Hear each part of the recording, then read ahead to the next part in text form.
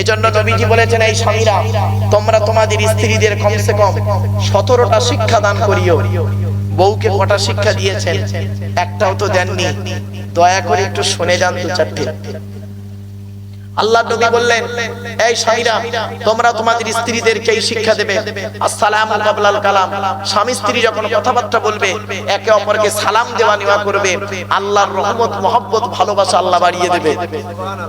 বউকে সালাম দিয়েছেন? আপনি একজন নবীর উম্মত। শুধু তাই নয়, এরপরে নবী বলেছেন, শোনেন, এরপরে নবী বললেন, তোমরা তোমাদের স্ত্রীদেরকে এই শিক্ষা দেবে, তারা যেন কোনোদিন কাবা শরীফের দিকে মুখ করে কোনোদিন থুতু যেন না ফেলে। এরপরে বলা হলো, তোমরা তোমাদের স্ত্রীদেরকে এই শিক্ষা দেবে, তারা যেন কোনোদিন কাবা শরীফের দিকে মুখ করে কোনোদিন পেশাব পায়খানা যেন না ফেরে। এরপরে বলা হলো, তোমরা তোমাদের স্ত্রীদেরকে এই শিক্ষা দেবে, তারা যেন কোনোদিন কাবা শরীফের পেছন ফিরে যেন পেশাব পায়খানা যেন না ফেরে। এরপরে বলা হলো, তোমরা তোমাদের স্ত্রীদেরকে এই শিক্ষা দেবে, তারা যেন কোনোদিন গোসলখানায় পেশাব যেন না ফেরে। এরপরে বলা হলো, তোমরা তোমাদের স্ত্রীদেরকে এই শিক্ষা দেবে, তারা যেন কোনোদিন গোসলখানায় উলঙ্গ অবস্থায় গোসল যেন না করে। এরপরে বলা হলো, তোমরা তোমাদের স্ত্রীদেরকে এই শিক্ষা দেবে, তারা যেন হাতের চুড়ি, কি বলেন, হাতের চুড়ি তারা যেন কোনোদিন দুটো ব্যবহার যেন না করে। এক হাতে একটা চুড়ি পরবেন মা বোনেরা, এক হাতে দুই বা দুইয়ের বেশি চুড়ি পরা নিষেধ। কেন? আল্লাহ নবী বললেন, তোমার স্ত্রীর চুড়ির ঝুনঝুনি আওয়াজটা পরপুরুষের জন্য হলো হারাম। এরপরে নবীজি বললেন, তোমরা তোমাদের স্ত্রীদেরকে এই শিক্ষা দেবে, তারা যেন মাথার বালিশ একের বেশি ব্যবহার যেন না করে। স্বামী স্ত্রী যখন ঘুমাবে একটি মাত্র লম্বা বালিশে দুজনে মাথা রেখে ঘুমাবে, আল্লাহর রহমত মহব্বত ভালোবাসা আল্লাহ বাড়িয়ে দেবে। কোথায় আছেন আপনি? আপনি আপনার মেয়েকে বিয়ে দিয়েছিলেন, শ্বশুর বাড়ি মেয়েকে যেদিন পাঠিয়েছিলেন কি দিয়েছিলেন, কি কি বলেছিলেন? আর নবীজি তার মেয়ে ফাতেমাকে শ্বশুর বাড়ি পাঠিয়েছিলেন, কি কি দিয়েছিলেন, কি কি বলেছিলেন? দয়া করে একটু শুনে যান। আপনি আপনার মেয়েকে কি দিয়েছিলেন? খাট, গদি, ড্রেসিং টেবিল, আলমারি, খাটের সঙ্গে দুটো ছোট ছোট মাথার বালিশ, বিশাল বড় একটা ঠ্যাং বালিশ ইত্যাদি। আর নবীজি তার মেয়েকে কি দিলেন? দুটো জামা, একটা খেজুর পাতার চাটাই, একটা পানির কলসি, একটা কম্বল, একটা জাঁতা, একটি মাত্র চামড়ার বালিশ, দুটো জামা। আপনি আপনার মেয়েকে শ্বশুর বাড়ি যেদিন পাঠিয়েছিলেন কি বলেছিলেন? মেয়েটা কাঁদছিল আপনার গলা জড়িয়ে, স্বামী এই বরের গাড়িতে ওঠার আগে আপনি কি বলেছিলেন? সান্ত্বনা দিয়েছিলেন কি বলে? কাঁদিসনি মা, কাঁদিসনি, আমরা কাল সকাল সকাল যাচ্ছি, তুই সকালবেলা কি করবি, খেয়ে চলে আসবি, রাগ করবেন না। আর নবীজি তার মেয়েকে কি বলেছিলেন শুনে নিন। নবী দিবস করছেন বাবা, নবীজি তার মেয়েকে কি বলেছিলেন শুনে নিন। মা ফাতেমা যেদিন স্বামীর বাড়ি যাচ্ছেন, মা ফাতেমা যেদিন স্বামীর বাড়ি যাচ্ছেন, সেদিন মা ফাতেমা নবীজির কাছে এসে বলছেন, আব্বা জান, আজকের মা নেই, আপনি আমার আব্বা, আপনি আমার মা, আজ আমি স্বামীর বাড়ি যাচ্ছি, কিছু উপদেশ দিন। নবীজি একটাই কথা বলেছিলেন ফাতেমাকে, শুনে নিন দয়া করে। ফাতেমাকে বলেছিলেন, ফাতেমা, ফাতেমা, আলীকে দ্বিতীয়বার ডাকতে যেন না হয়। সুবহানাল্লাহ বলে। তার মানে এক ডাকে সাড়া দেবে, এক ডাকে সাড়া দেবে। তো মা ফাতেমা যতদিন বেঁচে ছিলেন হযরত আলী রাদিয়াল্লাহু তাআলা আনহু এক ডাকে সাড়া দিতেন। একদিনের একটা ছোট্ট ঘটনা বলি, আপনাদের চমকে যাবেন। হযরত আলী রাদিয়াল্লাহু তাআলা আনহু নবীর দরবার থেকে রাতে বাড়ি এসেছেন, অনেক রাত হয়ে গেছে। রাস্তায় আস্তে আস্তে মনে মনে চিন্তা করছেন, ছি, এত রাত করে ফেললাম, ফাতেমা কিনা দুঃখ পাবে, হাসান হোসেন কত না কষ্ট পাবে। বাড়ি এসেছে, এসে দরজার কড়াটা ধরে একটু হালকা করে নাড়া দিয়ে বলেছে, একবার ডেকেছে, একবার শুধু ডেকেছে, ফাতেমা, লাব্বাইক বলে দরজা খুলে দিয়েছে।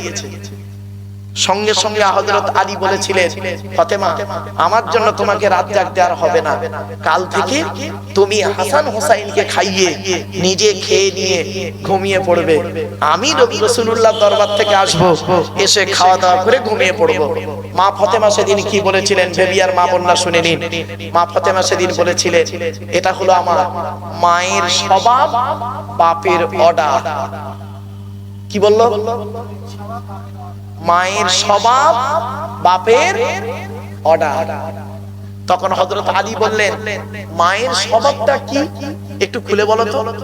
ফাতেমা বলছেন যে আমরা হলাম 4 বোন, জয়নাব, রুকাইয়া, উম্মে কুলসুম, আমি ছোট মেয়ে ফাতেমা। আমার মা খাদিজাকে আমি নিজে চোখে দেখেছি।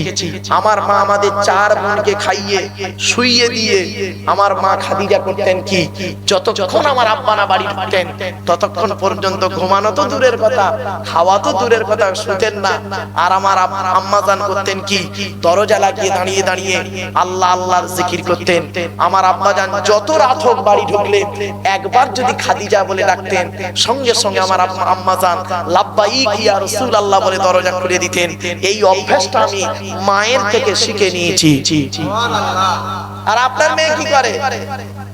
আপনার মেয়ে কি করে? আপনার বউ আপনার জন্য অপেক্ষা করে, তা আপনার মেয়ে জামাইয়ের জন্য অপেক্ষা করবে? ডাইসটাই তো খারাপ, ডাইসটাই তো খারাপ। বাড়ি থেকে ভাববেন, বান্দার তরফ থেকে যে প্রশ্ন করা হবে, বান্দার তরফ থেকে 10 খানা প্রশ্ন হবে। কখানা? পুরুষদের, মা বোনেরা শুনে নিন, পুরুষদের 10 রকম প্রশ্ন হবে, 10 দিকের প্রশ্ন হবে পুরুষদের কিয়ামতের মাঠে। 10 রকম প্রশ্ন। আজকের বাড়ি যাবেন, বাড়িতে গিয়ে দয়া করে বাড়িতে গিয়ে এই 10টা প্রশ্নের উত্তর খুঁজে বের করবেন। যদি উত্তরগুলো পেয়ে যান তাহলে বুকে হাত দিয়ে সকালবেলা বলবেন, বুকে হাত দিয়ে সকালবেলা বলবেন, ইনশাআল্লাহ আমি জান্নাতি, ইনশাআল্লাহ আমি জান্নাতি। এই 10টা প্রশ্নের উত্তর শুনে নিন দয়া করে। কি কি বান্দার তরফের প্রশ্ন হবে 10টা। 1 নাম্বার, স্বামী হিসাবে কতটা দায়িত্ব পালন করেছো, স্ত্রীর কতটা হক আদায় করেছো। আল্লাহর নবী কি বলেছেন স্ত্রী সম্পর্কে তুমি দায়িত্ব পালন করেছিলে? এখানে বিয়ে করে স্বামী হয়েছে বলে কিছু হয়ে গিয়েছিলে, কিয়ামতের মাঠে ধরা হবে। খারাপ সেন্স নেবেন না, বাড়ি থেকে ভাববেন। চলুন এগিয়ে যাচ্ছি। হযরত আলী বলছেন, আচ্ছা বাপের অর্ডারটা কি এবার বলো। বলছে, আমি যেদিন আপনার বাড়ি আসছিলাম সেদিন আমার আব্বা জানকে আমি জিজ্ঞাসা করলাম, আব্বা জান স্বামীর আপনি কিছু উপদেশ দিন। আমার আব্বা জান বলেছিলেন, ফাতেমা আলীকে কোনোদিন কষ্ট দিও না, আলীকে কোনোদিন কষ্ট দিও না। স্বামীকে কষ্ট দিয়ে কোনো নারী সুখী হতে পারে না। আলীকে কোনোদিন কষ্ট দিও না। আর আলী দ্বিতীয়বার ডাকতে যেন না হয়, এক ডাকে সাড়া দেবে। তা আমি মরণ পর্যন্ত চেষ্টা করে যাব আপনার এক ডাকে সাড়া দিয়ে যেতে। এই দোয়াটুকু করবেন, জোরে বলুন সুবহানাল্লাহ। আর আপনার স্ত্রী, আপনার মেয়ে, আপনি বিয়ে দিয়েছেন মেয়েটাকে বসিরহাটে, আপনার স্ত্রী আপনার মেয়েকে ফোন করেছে সন্ধ্যা 7টার সময়, হ্যালো কি করছিস মা। মেয়ের মা মেয়েকে ফোন করেছে, কি করছিস মা। তা মেয়ে বলছে, এই রুটি করছি মা। তখন মেয়ের মা বলছে, জামাই কখন বাড়ি আসে মা। ওই বসিরহাটে গেছে, রাত 11টার সময় আসবে। তখন মেয়ের মা মেয়েকে শেখাচ্ছে, অত রাত পর্যন্ত জাগলে তো শরীর খারাপ করবে, তুই এক কাজ করবি, রান্না করে নিয়ে একটু ঘন্টা 3 ঘুমিয়ে নিবি, তারপরে জামাই এলে খেতে দিবি। আচ্ছা ভাই বলুন তো, শীতকালে রাত 9টার সময় যদি কোনো মেয়ে ছেলে কম্বলের ভিতরে একবার ঢুকে যায়, রাত 11টার সময় ওঠার আর মানসিকতা থাকে? তুমি মা, তুমি তো একটা ডাইনি। খারাপ সেন্স নেবেন না। পেটে ধরলে মা হওয়া যায় না, জন্ম দিলে বাপ হওয়া যায় না। তো 1 নাম্বার হলো কি, স্বামী হিসাবে কতটা দায়িত্ব পালন করেছেন, কিয়ামতের মাঠে আপনাকে ধরা হবে। 2 নাম্বার, পিতা হিসাবে কতটা দায়িত্ব পালন করেছেন আপনারা। আল্লাহর নবী বলেছেন, প্রত্যেক পিতামাতার দায়িত্ব হলো ছেলে এবং মেয়ের উপরে 3টে। এই 3টে দায়িত্ব যদি কোনো বাবা পালন না করে, ওই বাবা কিয়ামতের মাঠে ধরা পড়ে যাবে। 1 নাম্বার কি, সুন্দর নাম রাখতে হবে, ডান কানে আযান দিতে হবে, বাম কানে ইকামত দিতে হবে, অর্থ থাকলে আকিকা করতে হবে। 2 নাম্বার কি, ছেলে মেয়ে যখন কথাবার্তা বলতে শিখবে তাদেরকে কোরআনের শিক্ষা দিতে হবে, লেখাপড়া শেখাতে হবে।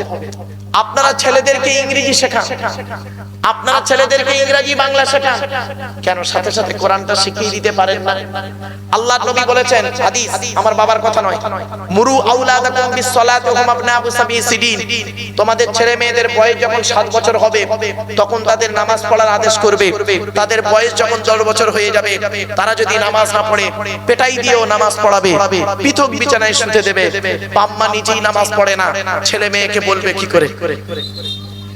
কি বুঝলেন? 3 নাম্বার নবীজি বললেন ওয়াইজা বালাগা ওয়াইজা উবিজা ওয়াইজা আদরাকাম, আল্লাহর নবী বললেন এই পিতামাতা শুনে নাও, ছেলে মেয়ে যখন প্রাপ্তবয়স্ক হয়ে যাবে, যৌবন তাদের যখন ফুটবে, পাত্র পাত্রী দেখে তাড়াতাড়ি তাদের বিয়ের ব্যবস্থা করবে। ছেলে মেয়েকে যদি সঠিক সময়ে বিয়ে না দাও, সঠিক সময় যদি বিয়ে না দাও, ওই ছেলে মেয়ে যদি ব্যভিচার করে, ও হাজী সাহেব বাম্মা, ও হাজী সাহেব বাম্মা, তোমাকে ওই পাপের বোঝা বইতে হবে। ঠিক সময় যদি ছেলে মেয়েকে বিয়ে না দাও, বাড়ি থেকে ভাববে। এবার আসছে তাহলে 1 নাম্বার স্বামী হিসাবে কতটা দায়িত্ব পালন করেছেন, বাড়ি থেকে ভাববেন। 2 নাম্বার পিতা হিসাবে কতটা দায়িত্ব পালন করেছেন, বাড়ি থেকে ভাববেন। 3 নাম্বার ছেলে হিসাবে কতটা দায়িত্ব পালন করেছেন, বাপের হক আদায় করেছেন, বাপের সেবা করেছেন। আল্লাহর কোরআনে আল্লাহ পাক বলেছেন ইয়াসআলুনাকা মাযা ইউনফিকুন কুল মা আনফাকতুম মিন খায়রিন ফালিল ওয়ালিদাইনি ওয়াল আকরাবিন, নবী তোমাকে ওরা প্রশ্ন করছে টাকা পয়সা কোথায় ব্যয় করলে আল্লাহ খুশি হবে। নবী তুমি বলে দাও সর্বপ্রথম তোমরা টাকা পয়সা ব্যয় করবে বুড়ো বুড়ি বাম্মার পিছনে ব্যয় করবে, আল্লাহ খুশি হয়ে যাবে। আর আপনারা কি করেছেন? বাম্মার পিছনে পয়সা ব্যয় করেন, বাপের ভাত দেয় না, মার ভাত দেয় না, শাশুড়ির হজেনে যাচ্ছে। শাশুড়ির হজেনে যাচ্ছে জামাই। আগে ভালো ছেলে হন, আগে ভালো ছেলে হন, পরে ভালো জামাই হবে। আমার শ্বশুর আমাকে খুব ভালো জামাই বলে জানেন, আমার শাশুড়ি আমাকে খুব ভালো জামাই বলে জানেন, আর আমার বাপ আমাকে দেখতে পারে না, আমার মা আমাকে দেখতে পারে না। কেন এমন হলো? কেন? ছোটবেলায় যে বাপ আমাকে কোলে নিয়ে আব্বা আব্বা বলে চুমা দিয়েছিল, কি এমন পৃথিবীতে কাজ করলাম সেই বাপের সঙ্গে, সেই বাপ আমাকে আর আব্বা বলে ডাকে না? বাড়ি থেকে ভাবে। এখন যদি 4 ছেলের বাপের পরে বুড়ো বাপটা যদি তোমাকে আব্বা বলে ডাকে, ছোটবেলাকার মতো জানবে তোমার বাপ তোমার উপরে খুশি আছে। কোথায় আছেন আপনি? বাড়ি থেকে ভাববেন একটু আমার ওয়াজগুলো। বাস্তবটাই বলে গেলাম বাবা। এরপরে আসছি ছেলে হিসেবে কতটা দায়িত্ব পালন করেছেন। 4 নাম্বার হলো ভাই হিসাবে কতটা দায়িত্ব পালন করেছেন। ভাই হিসাবে ভাইয়ের হক মেরেছেন অনেকে, অনেকে ভাইয়ের হক মেরে বসে আছে, রাগ করবেন না কেউ। ভাইয়ের যদি হক মেরেছেন কিয়ামতের মাঠে আপনাকে আল্লাহ ছাড়বে না, বুখারীর হাদিস। 5 নাম্বার হলো চাচা হিসাবে কতটা দায়িত্ব পালন করেছেন। চাচা জবাব দেবেন, বাড়ি থেকে ভাববেন। 6 নাম্বারটা খুব ইম্পর্টেন্ট, খুব ইম্পর্টেন্ট 6 নাম্বারটা কি? বোনাই হিসাবে কতটা দায়িত্ব পালন করেছেন। বোনাই, আপনারা কি বলেন? বোনাই বলেন না দুলাভাই বলেন? বোনাই হিসাবে, এই বোনাইরা শালীদেরকে, শালীদের সঙ্গে তুমি কিরূপ আচরণ করেছিলে, কিয়ামতের মাঠে তোমাকে ধরা হবে। কিয়ামতের মাঠে তোমাকে ধরা হবে বোনাইদেরকে। এর সঙ্গে আরেকজন যুক্ত, দেও। কি বললাম? দেও। আল্লাহর নবীর কাছে একদিন মেয়ে ছেলেরা এসেছেন, এসে বলছেন ইয়া রাসূলুল্লাহ, আমরা পৃথিবীতে কাকে বেশি ভয় করব বলুন? আল্লাহর নবী বললেন তোমরা মৃত্যুকে ভয় করো? বলছে হ্যাঁ, মৃত্যুকে ভয় করি। বলে মৃত্যুর মতো ভয় করবে একজন লোককে। বলে সেটা কে? বলে সেটা হলো তোমাদের দেও। কি বললো? দেও। মৃত্যুর মতো ভয় করো মা বোনেরা। দেওর আর বোনাই এই দুটো খুব খতরনাক জিনিস, খুব সাবধান। কিন্তু বাস্তবে দেখুন, বাস্তবে দেখুন শালীর সঙ্গে বোনাই ছুটতেছে। আবার অনেক সময় দেখা যায় শালীর সঙ্গে নিকৃষ্ট কাজে লিপ্ত হয়ে গেছে। বাস্তব আমি আর অন ক্যামেরার সামনে আর খোলাখুলি বললাম না বাবা। অনেক ভাবি আছে দেখবেন দেওরদের সঙ্গে পরকীয়ায় লিপ্ত হয়ে গেছে। ছি ছি লজ্জা করে। এরপরে আসছে 7 নাম্বার। 7 নাম্বারটা কে শোনো? খালু হিসাবে, খালু, খালার বরকে আপনারা কি বলেন বাবা? খালু হিসাবে কিয়ামতের মাঠে আপনাকে ধরা হবে। খালু। এর সঙ্গে আরেকজন আছে, কে? জামাই বাবু। ফুপুর বরকে আপনারা কি বলেন? ফুপা। জামাই বাবু। জামাই বাবুদের ধরা হবে। এই খালু আর জামাই বাবু 7 নাম্বার। 8 নাম্বারটা খুব ইম্পর্টেন্ট। কে? মামা হিসাবে আপনাকে ধরা হবে। মামা। এখানে যত মামা বসে আছেন, মামা কিয়ামতের মাঠে আল্লাহ ধরবে। তোর ছেলে মেয়েকে ঈদের সময় দেখলি, আর বোনাই মরে গেছে, বোনটা বিধবা, ওই বোনের 2টো বাচ্চা ছিল, তাকে দেখলি নি, তোকে মামা, তুই মামার দায়িত্ব পালন করিসনি। কোথায় আছেন আপনি? কোন মৌলভী সাহেব বললো গালে দাঁড়িয়ে আর মাথায় টুপি দিলে তুমি জান্নাতে ঢুকে পড়বে? বাড়ি থেকে ভাববে। এরপরে আসছি 9 নাম্বারটা, দাদু হিসাবে ধরা হবে কিয়ামতের মাঠে। দাদু। কাকে বলে? বাবা, বাপের বাপ, তাই তো নাকি? এখানে অনেক দাদু আছে, কিয়ামতের মাঠে দাদুদের ধরা হবে। অনেক দাদু আছে দেখবেন, বাপের 4টে ছেলে, বড় ছেলেটা চাকরি করে, বড় ছেলেটার মাইনে পায় অনেক টাকা বেশি। বড় ছেলের ছেলেকে দেখবেন দাদু খাবার কিনে দেয়, বিস্কুট কিনে দেয়। ছোট ছেলেটা টোটো চালায়, গরিব, তার ছেলেকে অত দেখে না, ভালোবাসে না। ওই দাদুকে কিয়ামতের মাঠে আল্লাহ ধরবে, এত সহজে ছাড়া হবে না।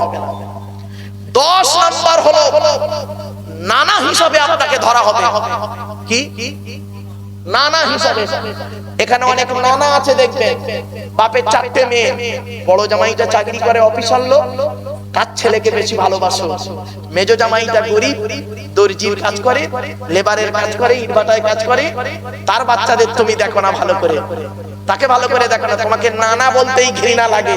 তোমাকে কিয়ামতের মাঠে ধরা হবে। তোমার নামাজ, রোজা সবটাকে কিয়ামতের মাঠে ধরা হবে। বাড়িতে যাবেন আজকে, বাড়িতে গিয়ে এই 10টা জিনিসের উত্তর খুঁজে বের করবেন যে আমি স্বামী হিসাবে পৃথিবীতে কতটা দায়িত্ব পালন করতে পেরেছি, পিতা হিসাবে কতটা দায়িত্ব পালন করতে পেরেছি, ছেলে হিসাবে কতটা দায়িত্ব পালন করতে পেরেছি, ভাই হিসাবে কতটা দায়িত্ব পালন করতে পেরেছি, চাচা হিসাবে কতটা দায়িত্ব পালন করতে পেরেছি, দুলা ভাই বা বোনাই হিসাবে কতটা দায়িত্ব পালন করতে পেরেছি, দেওর হিসাবে কতটা আমি দায়িত্ব পালন করতে পেরেছি। 7 নাম্বার, খালু হিসাবে, জামাই বাবু হিসাবে কতটা দায়িত্ব পালন করতে পেরেছি পৃথিবীতে। 8 নাম্বার, মামা হিসাবে পৃথিবীতে কতটা দায়িত্ব পালন করেছি। 9 নাম্বার, দাদু হিসাবে কতটা দায়িত্ব পালন করতে পেরেছি। 10 নাম্বার, নানা হিসাবে কতটা দায়িত্ব পালন করতে পেরেছি। এই 10টা প্রশ্নের উত্তর যদি আপনি সঠিক পেয়ে যান, সকালবেলা ঘুম থেকে উঠে বুকে হাত দিয়ে বলবেন ইনশাআল্লাহ আমি জান্নাতি জান্নাতি জান্নাতি। আর যদি উত্তর না পান, আগামী কাল থেকে এই দায়িত্বগুলো পালন করবেন। একটা হাদিস বলি, আপনাদের শুনলে চমকে যাবেন। আল্লাহর নবীর কাছে একজন বয়স্ক লোক এসেছে, বুড়ো লোক এসেছে, এসে বলছে ইয়া রাসূলুল্লাহ, বেশি দিন বাঁচতে গেলে কি করতে হয় বলবেন? বুড়ো লোক সে এসে নবীকে বলছে যে বেশি দিন বাঁচতে গেলে কি করতে হয়। তো নবীজি বললেন, নবীজি মুচকে হেসে ফেলেছে। একে বুড়ো আবার বলছে বেশি দিন বাঁচবো। তা বলছে বেশি দিন বাঁচতে মন চায়, বয়স কত হলো? বলছে কত আর অল্প তো হুজুর। দেখবেন বুড়োদের বয়স যত বেশি হবে সহজে বলবে না, বাঁচার খুব শখ। তা নবীজি বলছেন বেশি দিন বাঁচতে গেলে কি করতে হবে। 1 নাম্বার হলো ভালো কাজ করবে, নেক আমল করবে, ভালো কাজ করবে। 2 নাম্বার হলো মেহমানদারি করবে। কি বলুন? মেহমানদারি করবে। আর 3 নাম্বার হলো আত্মীয়দের সঙ্গে সুসম্পর্ক রাখবে, পিতৃকুল মাতৃকুল। অনেকে এখানে বসে আছে দেখবেন, বাপ মরে গেছে, চাচার সঙ্গে আর চাচাতো ভাইদের সঙ্গে, ফুফুর সঙ্গে কোনো সম্পর্কই নেই, জাহান্নামী নারী, জাহান্নামী পুরুষ। মাতৃকুল, মা মরে গেছে, মামা বেঁচে আছে, খালা বেঁচে আছে, তাদের সঙ্গে কোনো যোগাযোগই নেই। মামাতো বোন, খালাতো বোন, ফুফুতো বোন, ফুফুতো ভাই, মামাতো ভাই, তাদের সঙ্গে যোগাযোগই নেই। ওর যোগাযোগ কার সঙ্গে? ও শালার সঙ্গে। ও ও শালার সঙ্গে যোগাযোগ, ওর ভাইয়ের ভাইয়ের সঙ্গে যোগাযোগ, ও শালির সঙ্গে যোগাযোগ, ও শালার ভাইয়ের ভাইয়ের বইয়ের বেটার ছেলের সঙ্গে যোগাযোগ, মহব্বত। আর নিজের মায়ের পেটের ভাইয়ের সঙ্গে যোগাযোগ। শুনে রেখে দিন, আত্মীয়তা বিচ্ছেদকারী হলো জাহান্নাম, হারাম হারাম। অনুরোধ করে বলে যাচ্ছি বাপ, এতগুলো কথা আপনাদেরকে আমি বললাম অন ক্যামেরার সামনে। বাবা যা বলেছি বাড়িতে গিয়ে যারা শুনেছেন, এখানে বাড়িতে যারা শুনছেন, বাড়িতে গিয়ে ভাববেন যে আলোচনাটা কি আলোচনা আমি করলাম। বাপ অনুরোধ করে বলে যাচ্ছি, আত্মীয়দের সঙ্গে সুসম্পর্ক রাখবেন। আমার বাস্তব জীবনে একটা কথা বলি, আমার বড় মামার মেয়েকে আমি ফোন করেছি। আমার বড় মামা মারা গেছে, আমার মাও মারা গেছে, বাপও মারা গেছে। তো বড় মামার মেয়েকে ফোন করেছি, তার নাতিপুতি হয়ে গেছে। তা ফোন করেছি, খারাপ সেন্স নেবেন না জানো, এটা বাস্তব জীবনে একটা কথা বলছি। তা আমাকে বলছে, ভাইজান আমাদের কপাল। কেন রে বোন? বলছে আপনার মতো ব্যস্ত মানুষ, আপনার মতো ব্যস্ত মানুষ আমাদের প্রত্যেক সপ্তাহে ফোন করেন, আমরা অবাক হয়ে যাই। আমি তখন বলছি, বোন রে জ্বালায়। কি বললাম? জ্বালায় ফোন করেছি। তখন বোনটা বলছে, জ্বালায় মানে? কিয়ামতের মাঠে বউ তোমার মারবে, ওই মারের ভয়ে তোদের ফোন করছি। বলছে সে কি? হাদিসটা শোন। বলে হাদিসটা বললাম, ওরা আবার আত্মীয়দের সঙ্গে যোগাযোগ করতে লাগলো। আমার বামরেরা এই আত্মীয়দের সঙ্গে সম্পর্ক রাখবে। শুনে নিন, মুসা বলে একজন নবী ছিল, নাম শুনেছেন বাবা? বলুন না, আমার কথা বলুন। মুসা নবী। তো মুসা নবী একদিন আল্লাহকে বলছেন, আল্লাহকে বলছেন, আল্লাহ আপনি খুশি হলে কি করেন? আপনি খুশি হলে কি করেন? তো আল্লাহ বলছে, আমি যে এলাকার লোকেদের উপরে খুশি হই, ওই এলাকায় আকাশ থেকে পানি বর্ষণ করি। তারপরে মুসা নবী বলছেন, আপনি আরো বেশি খুশি হলে কি করেন? আল্লাহ বললেন, মুসা যে লোকের বাড়ি, যে লোকের উপরে খুশি হই, ওই লোকের বাড়িতে আমি আল্লাহ মেহমান পাঠিয়ে দিই, মেহমান পাঠিয়ে দিই। শোনেন, মেহমান যাত্রার বাড়িতে আসেন আর খায় না, যার কপাল খুব ভালো তার বাড়িতে আল্লাহ মেহমান পাঠায়। শুনে রেখে দিন। এরপরে মুসা নবী বলছেন, আল্লাহ আপনি সব থেকে বেশি খুশি হলে কি করেন? সব থেকে বেশি খুশি হলে কি করেন? আল্লাহ বললেন, মুসা যে বান্দার উপরে আমি সব থেকে বেশি খুশি হই, ওই বান্দার বাড়িতে আমি আল্লাহ কন্যা সন্তান দান করি। বাপেরা অনেক কাজে দেখবেন মেয়ে ছেলে হলে মুখটা বেঁকে যায়। মনে রাখবেন, 10টা কুপুত্র সন্তানের থেকে একটা সুকন্যা সন্তান যথেষ্ট। ঠিক না? 10টা কুপুত্র সন্তান, আমার ভাষা বুঝতে পারছেন? 10টা কুপুত্র সন্তানের থেকে একটা সুকন্যা সন্তান যথেষ্ট। আল্লাহ আরেকটা রাসূল বললেন, হাদিস শুনে নিন। আল্লাহ রাসূল বললেন, 4টে জিনিস হলো মানুষ আল্লাহর দেয়া নিয়ামত, বান্দার কাছে সাময়িক বোঝা। আল্লাহর দেওয়া কি নিয়ামত, বান্দার কাছে সাময়িক বোঝা। কি কি? 1 নাম্বার নবী বললেন রোগ। রোগ হলো আল্লাহর দেয়া নিয়ামত, বান্দার কাছে বোঝা। যদি কারো রোগ হয়, এখানে কেউ কাউকে ঠাট্টা করবেন না। অনেকে কি করে দেখবেন, লোকটা কঠিন রোগে ভুগছে আর তাকে বলে ওর হবে না, এই করেছে তাই করেছে। খবরদার বলবেন না, খবরদার বলবেন না। আল্লাহ যাকে ভালোবাসে তাকে রোগ দিয়ে পরীক্ষা করে, খারাপ সেন্স নেবেন না। 1 নাম্বার নবী বললেন রোগ হলো আল্লাহর দেয়া নিয়ামত। 2 নাম্বার নবী বললেন বৃষ্টি হলো আল্লাহর দেয়া নিয়ামত। 3 নাম্বার হলো মেহমান আল্লাহর দেয়া নিয়ামত। 4 নাম্বার হলো কন্যা সন্তান হলো আল্লাহর দেয়া নিয়ামত। এজন্য অনুরোধ করে বলে যাচ্ছি, চোখ দুটো বন্ধ হয়ে গেলে সব শেষ হয়ে যাবে। কবরে যেতে হবে, কবর কাউকে ছাড়বে না। আপনাদেরকে বক্তব্য শুরু করেছিলাম, মুমিন ব্যক্তির পরিচয় হলো 5টা, মনে পড়ছে? সেখান থেকে আলোচনা রেখেছিলাম। 1 নাম্বার মুমিনের পরিচয় কি? মুমিনের সামনে আল্লাহর গজবের আলোচনা করা হলে অন্তরটা আল্লাহর ভয়ে কাঁপবে। 2 নাম্বার হলো নবী বললেন মুমিনের সামনে কোরআন তেলাওয়াত করা হলে মুমিনের অন্তরটা, ঈমানটা আল্লাহর প্রতি ভালোবাসাটা বেড়ে যাবে। 3 নাম্বার হলো মুমিনের পরিচয় কি?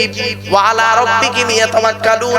মুমিন ব্যক্তিরা পৃথিবীর কোন ব্যক্তি বস্তুর উপরে ভরসা করবে না, মুমিন ব্যক্তি একমাত্র আল্লাহর উপরে ভরসা করে চলবে। সুবহানাল্লাহ।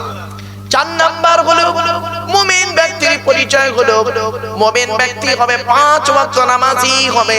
5 নাম্বার হলো মুমিন ব্যক্তি হবে ওই লোকটা যে লোকটা টাকা পয়সা ধন সম্পদ আল্লাহর রাস্তায় দান করে যাবে। এই 5টা গুণ যার মধ্যে থাকবে, আল্লাহ নিজেই বলেছেন উলাইকা হুমুল মুমিনুনা হাক্কান, এরাই হলো প্রকৃত মুমিন। লাহুম মাগফিরাতুন লাহুম দারাজাতুন ইনদা রাব্বিহিম ওয়া মাগফিরাতুন ওয়া রিজকুন কারীম। আল্লাহ বলেন তাদের জন্য কিয়ামতের মাঠে উত্তম দরজা, তাদের আল্লাহ maaf করে দেবে। আল্লাহ তাদের জন্য উত্তম রিজিক রেখে দিয়েছে। জোরে বলুন সুবহানাল্লাহ। আমার বাপেরা, চোখ দুটো বন্ধ হয়ে গেলে সব শেষ হয়ে যাবে। পৃথিবীতে যে কদিন বাঁচবেন নামাজটা পড়ো। নামাজ কারোর জন্য মাপ নাই বাপ। রোজাটা রাখুন। জেনা থেকে দূরে সরে থাকুন। জেনা, সুদ খাওয়া থেকে দূরে সরে থাকুন। শুধু তাই নয়, মদ খাওয়া থেকে দূরে সরে থাকুন। গাঁজা, সাট্টা, জুয়া, তারপরে আরো সব যে সমস্ত হারাম জিনিসগুলো আছে, হারাম থেকে দূরে সরে থাকুন। হালালকে গ্রহণ করুন। এই কোরআনে আছে 250 রকমের হারাম, 250 রকমের হালাল। আমার বাপেরা, কটা হারাম হালাল জানে? মনে রাখবেন, কবরে শুতে হবে, কবরের ভয় করুন, কবরের ভয় করুন। আজকের এখানে আমরা বসে আছি, এটাই হয়তো আমাদের জীবনের শেষ ওয়াজ হয়ে যেতে পারে, পারে না? আগামী বছর এই জায়গায় কেউ বসবেন কিনা কেউ জানে? মনে রাখবেন, যে চলে গেছে আর ফিরে আসেনি, আর ফিরে আসেনি, চলে গেছে ওই শেষ। মাইয়েতকে মাটি দিয়ে আপনারা কি করেন? মাইয়েতকে মাটি দিয়ে চলে আসেন, 20 দিন পরে কবরটা খুলে দেখেন, শুনে নিন, সর্বপ্রথম কবরে গেলে নাকটা পচে। 3 দিন থেকে 4 দিনের মধ্যে নাক পচে যায়। তারপরে 6 থেকে 7 দিন পরে মাথার চাম, লোম, মাথার চুল, গায়ের লোম, নখ সব চলে যায়, আস্তে আস্তে সব চলে যায়। 10 থেকে 12 দিন পরে ব্রেনটা পচে গিয়ে নাক দিয়ে, কান দিয়ে, গাল দিয়ে গড়াতে থাকে। 18 থেকে 20 দিন পর পেটটা ফেটে যায়, পোকায় তৈরি হয়।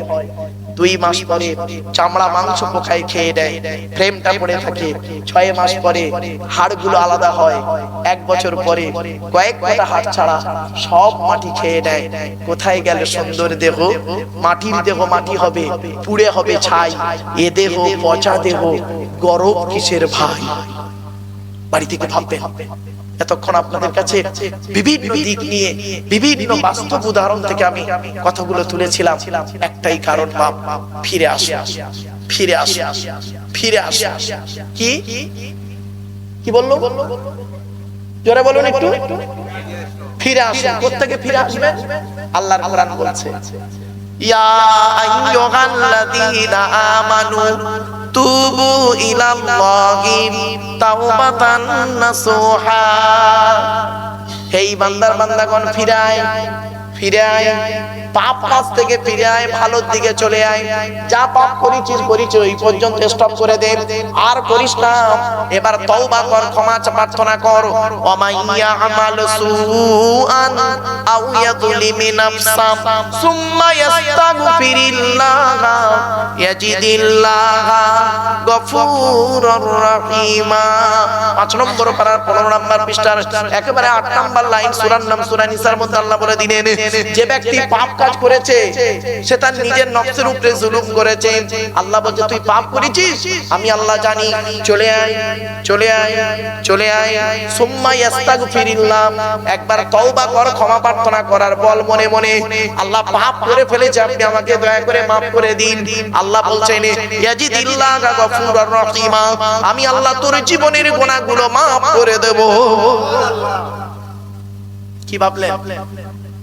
ছোট্ট একটা উদাহরণ দিচ্ছি। থানায় একটা ডায়েরি আছে, জানেন? বলুন না, বলুন। দেখবেন ওই ডায়েরিতে যদি একবার নামটা উঠে যায়, ওই নাম আর সহজে যেতে চায় না, ঠিক না? আপনি মরে যাবেন, আপনার ছেলে তো বেঁচে থাকবে, আপনার ছেলেরও মানে কি বলবো, কাগজ চলে আসবে তোর বাপের নামে কেস ছিল। আল্লাহ বলছে, বান্দারে তোদের পৃথিবীতে আইনের বই আছে, থানায় ডায়েরি আছে, ওই ডায়েরির পাপের ডায়েরি থেকে তোদের নামটা কেউ মুছে ফেলে দেয় না রে। আর আমি আল্লাহ আমার একটা পাপের ডায়েরি আছে, তুই পাপ করেছিস আমার ডায়েরিতে লেখা আছে, আর সেই তুই একবার ক্ষমা প্রার্থনা কর, তওবা ইস্তেগফার কর, আমি আল্লাহ পাপের ডায়েরি থেকে পৃষ্ঠাটা ছেড়ে বাদ দিয়ে দেব। জোরে বল, পৃষ্ঠা ছেড়ে বাদ দিয়ে দেব। বাড়ি থেকে ভাব, এই পৃথিবীতে আপন বলে তোর কেউ নেই, একমাত্র আমি আল্লাহ, আমার নবী। অতএব পৃথিবীতে যে কদিন বাঁচবি কোরআনের আলোচনা, কোরআন নিয়ে থাকুন, হাদিস নিয়ে থাকুন, ইজমা কিয়াস নিয়ে থাকুন। বাপেরা, ভালো ভালো মানুষের সঙ্গে মেলামেশা করুন, আর অসৎ মানুষ থেকে চেষ্টা করবেন দূরে সরে থাকা, অসৎ মানুষ থেকে দূরে সরে থাকবেন। এজন্য অনুরোধ করে আজ আপনাদের কাছে দেখতে দেখতে প্রায় 3 ঘন্টার উপরে বলে ফেললাম। বাবা 11:10 হয়ে গেছে, আর কয়েক মিনিট 2-5 মিনিট হয়তো বলবো, তারপরে পরবর্তী বক্তা তিনি এসে যাবেন, তার জ্ঞান গর্ভ বক্তব্য আপনারা শুনবেন। তবে আর কয়েকটা কথা আপনাদেরকে বলছি, একটু গুরুত্ব দিয়ে শুনুন, খুব গুরুত্ব দিয়ে শুনুন। স্ত্রীর সঙ্গে ভালো আচরণ করুন। মনে রাখবেন, এই পৃথিবীতে যার স্ত্রী ভালো, সেই পুরুষটা হলো বেকার ছেলের স্ত্রী যদি ভালো হয়, ওই বেকার ছেলেটা সকার হয়ে যায়, ঠিক না বেটি? আর কোটিপতি ছেলে যদি স্ত্রী খারাপ হয়, ওই কোটিপতি ছেলের জীবনটা একদম নষ্ট হয়ে যায়। এজন্য মা বোনদের বলি, স্বামীর প্রতি ভক্তি শ্রদ্ধা সম্মান রাখবেন, স্ত্রীর প্রতি ভালোবাসা রাখবেন, স্ত্রীর প্রতি স্নেহ মায়া মমতা রাখবেন। আল্লাহর নবী বলেছেন, স্ত্রীর পিতামাতার গালি দেওয়া হারাম। কি বললাম? স্ত্রীর পিতামাতার গালি দেওয়া হারাম। তা আপনি আপনার স্ত্রীকে কবার গালি দিয়েছেন খেয়াল করে দেখুন। ঈদের সময়, এখন তো বয়সটা 70 বছর হয়ে গেছে, বুড়ো হয়ে গেছে, ফেরেশতা মতো হয়ে গেছে। 30 বছর বয়স যখন ছিল, নতুন নতুন বিয়ে করেছেন, ঈদের দিনে খাবার ঠিকমতো তৈরি করতে পারেনি বলে আপনি আপনার স্ত্রীকে গালি দিলেন। তার মরা বাবাটাকে কবর থেকে তুলে আনলেন, মরা মাটাকে কবর থেকে তুলে আনলেন। খবরদার নয়, ভুল হয়েছে, ক্ষমা প্রার্থনা করুন আল্লাহর কাছে। আল্লাহ আমাদের শোনার বলার আমল করার তৌফিক দান করে বলুন আল্লাহুম্মা আমিন। একবার তাকবীর দেন ভাই, নারায়ে তাকবীর, নারায়ে তাকবীর। জানাব আল-হাজ মাওলানা বাকি বিল্লাহ সাহেব।